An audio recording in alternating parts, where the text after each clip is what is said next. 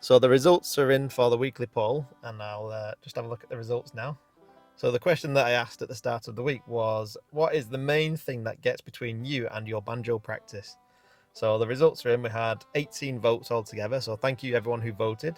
And the biggest obstruction is work, surprise, surprise. After that is family, then lack of free time, tiredness, and then video games and other hobbies came in joint last. And so the first one, work, obviously, you're not going to book a day off work just to come and play the banjo. But like I said, the 30 minutes a day start off point is reasonable, and depending on what kind of work you do and where you work. For example, I used to have an office job on the for Network Rail, and occasionally I used to take my banjo into work. Now there's a guy in this Discord, Mark, and he'll tell you I used to take my banjo into work and I used to play it on my dinner break, just for a bit of fun. And if you're in a position where you commute to work in your own vehicle and you find yourself eating your lunch in your car just to get away from the office for a bit, take your banjo with you, have your lunch and then just play a couple of tunes and have a little practice in the car. It's not impossible. I used to do it. Obviously, if you're getting public transport to work, then it's going to be a bit more difficult. But yeah, that's another option, maybe. Family, nothing you can do about your family. They come first before anything else.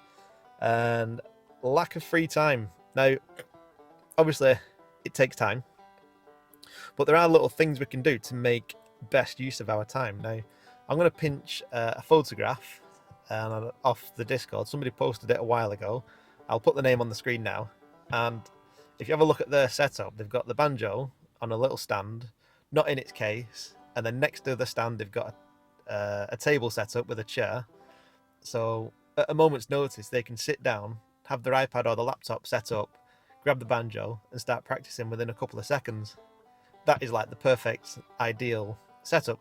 Because what you don't want to be doing is putting your banjo back in its case, putting it in the spare room, up on the second floor or wherever you live, and then each time you want to practice your banjo, you're having to go all the way up the stairs, go into the back room, dig out your banjo, unzip the case, bring it downstairs, set your laptop up, sit down, tune your banjo up. It's too much effort, and you are eating into what little free time you have.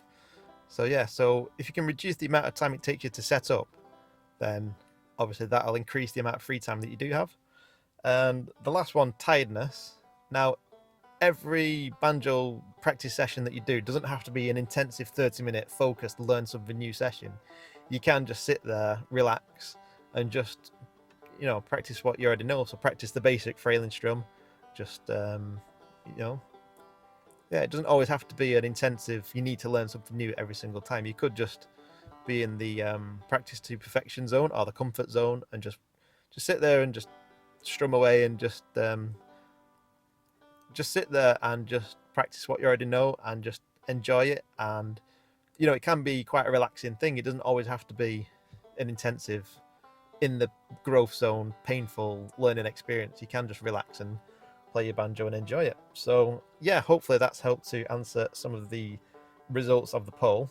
Now I'm going to do another poll, and the next one is going to be, what motivates you to pick up your banjo and practice? So I think the options are going to be learning a new song, improving your technique, to relax, to play with others, or to record your own banjo videos to put on YouTube.